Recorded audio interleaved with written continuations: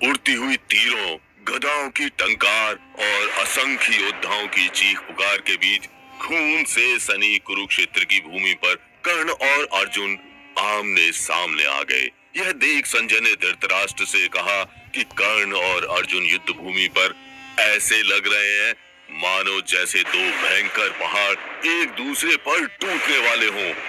दोनों की आंखें शत्रुता में लाल थी, मन में विजय की कामना थी और उंगलियां बाण छोड़ने को बेचैन थी। आसपास के योद्धाओं और महारथियों ने पहले ही भांप लिया था कि कुछ ही देर में यहाँ भयंकर प्रलय आने वाला है।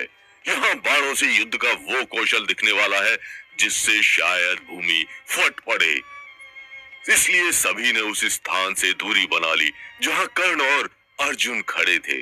फिर देरी किस बात की थी। दोनों योद्धाओं ने एक लंबी सांस ली और एक दूसरे पर बाणों की बौछार करना शुरू कर दिया।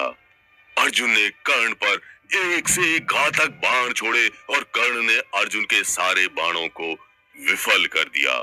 शायद अर्जुन कर्ण को कोई साधारण धनुर्धर समझ बैठे थे।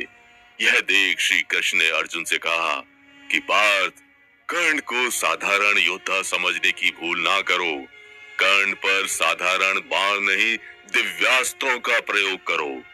लेकिन महारथी सूर्यपुत्र कर्ण पर अर्जुन के सारे दिव्यास्त्र विफल हो गए। दोनों के बीच घनघोर संग्राम हुआ, बाणों की वर्षा हुई और अंत में कर्ण द्वारा छोड़े गए तीखे बाणों से अर्जुन का रथ 2 से 3 हाथ पीछे हो गया। क्रोध में अर्जुन ने कर्ण पर तीरों की बारिश कर दी और कर्ण का रथ 25 से 30 हाथ पीछे हो गया। अपनी इस वीरता पर अर्जुन मुस्कुराए, लेकिन श्री कृष्ण चिंतित थे। पूछे जाने पर श्री कृष्ण ने कहा कि पार्थ, तुम्हारे रथ के पहियों की रक्षा शेषनाग कर रहे हैं। पताके पर हनुमान विराजमान है और सारथी के रूप में मैं स्वयं नारायण विराजमान हूँ।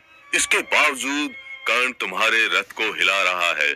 सोचो, अगर तुम्हारी रक्षा के लिए हम सब नहीं होते तो तुम्हारा क्या हाल होता। यह महारथी कर्ण की वीरता की एक छोटी सी कहानी थी। महाभारत में कर्ण की वीरता को दर्शाते हुए अनेकों अध्याय और घटनाएं अंकित हैं।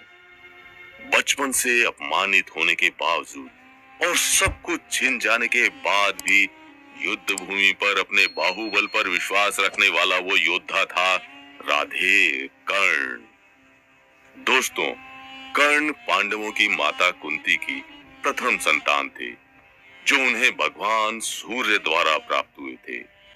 जन्म से ही कर्ण के पास कवच और कुंडल मौजूद थे, जो उनके शरीर के ही हिस्से थे। क्योंकि कर्ण कुंती को कुंवारे में प्राप्त हुए थे, इसलिए कुंती ने जग निंदा से बचने के लिए कर्ण को नदी में प्रवाहित कर दिया। बाद में वह बालक अधिरथ नामक एक सारथी को प्राप्त हुआ, जिसे वो अपने घर ले आया। अधिरथ की पत्नी का नाम राधा था और उनकी कोई संतान नहीं थी, इसलिए उन्होंने उस बालक को अपना लिया और उसका नाम कर्ण रखा। कर्ण बचपन से ही एक अलग स्वभाव का बालक था। अधिरथ उसे अपनी तरह सारथी बनाना चाहते थे, लेकिन नसों में क्षत्रिय खून लिए राधे कर्ण तो कुछ और ही चाहता था। कर्ण का तीरंदाजी में बड़ा मन लगता था और वो किसी श्रेष्ठ गुरु से धनुर्विद्या सीखना चाहता था। लेकिन उस समय के सभी गुरु किसी न किसी राजवंश से जुड़े होते थे, अतः वे सिर्फ राजपुत्रों को ही धनुष विद्या सिखाते थे। इसी प्रकार गुरु द्रोण भी मात्र कुरु राजकुमारों को ही धनुष विद्या सिखाते थे, इसलिए उन्होंने कर्ण को धनुष विद्या सिखाने से मना कर दिया। लेकिन कर्ण निराश नहीं हुआ। वो अपनी विद्या की चाह में वहां पहुंच गया जहां शायद उसे नहीं जाना चाहिए था। क्योंकि गुरु द्रोण ने कर्ण को मना कर दिया था, इसलिए कर्ण द्रोण के गुरु परशुराम के पास पहुंचे। दोस्तों, भगवान परशुराम ही कर्ण के गुरु थे।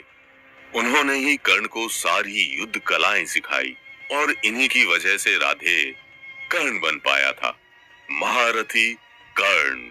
लेकिन दोस्तों, दुर्भाग्य ने यहाँ भी कर्ण का साथ नहीं छोड़ा, क्योंकि कर्ण ने छल से विद्या प्राप्त की थी, इसलिए उनको परशुराम का यह श्राप लगा था कि जब उनको इस विद्या की सबसे ज्यादा जरूरत होगी तब वे इसे भूल जाएंगे। युद्ध क्षेत्र में कर्ण के रथ का पहिया धरती में धंस जाएगा। दोस्तों, अपने गुरु से इस प्रकार के श्राप को लेकर कर्ण गुरु आश्रम से निकले जरूर, लेकिन वो निराश बिल्कुल भी नहीं थे। शाप का बोझ होते हुए भी उन्होंने अर्जुन को कड़ी चुनौती दी और दुर्योधन की मित्रता पाकर अंग देश के राजा बन गए। दोस्तों, कर्ण आजीवन अपमानित हुए थे, इसलिए उन्होंने दुर्योधन द्वारा मिले सम्मान के लिए उन पर अपना सारा जीवन न्यौछावर कर दिया।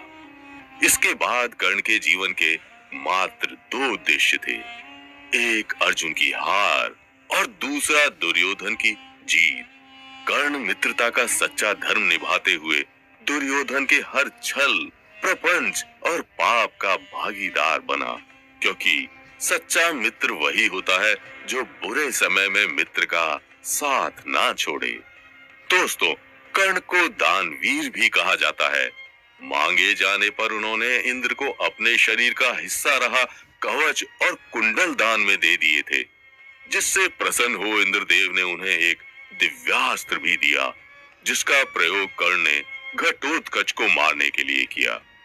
दोस्तों, कुरुक्षेत्र की युद्ध भूमि पर अर्जुन देवताओं द्वारा प्राप्त अनेकों दिव्यास्त्रों और स्वयं नारायण रूपी श्री कृष्ण के साथ थे। उनके पताके पर जहां हनुमान जी विराजमान थे, तो वहीं उनके रथ के पहियों की रक्षा स्वयं शेषनाग कर रहे थे। वहीं दूसरी तरफ कर्ण गुरु परशुराम की श्राप, दुर्योधन के पाप, दिए हुए कवच कुंडल, भूली हुई विद्या और धरती में धसे हुए रथ के साथ खड़े थे। दोस्तों, वह व्यक्ति विजय कैसे प्राप्त कर सकता है जो इतने दुर्भाग्यों के साथ घिरा हुआ हो? विशेषतः उस व्यक्ति से कैसे जीत सकता है जिसका साथ स्वयं भगवान दे रहे हों? दोस्तों, अगर आपको महारथी कर्ण की यह वीर गाथा पसंद आई हो तो इस वीडियो को लाइक कर शेयर करें, और अगर आप इस वीडियो का पार्ट 2 चाहते हैं तो कमेंट करके बताएं। अगर आपने अभी तक इस चैनल को सब्सक्राइब नहीं किया है तो तुरंत कर लें। हम आप तक ऐसी वीडियोस पहुंचा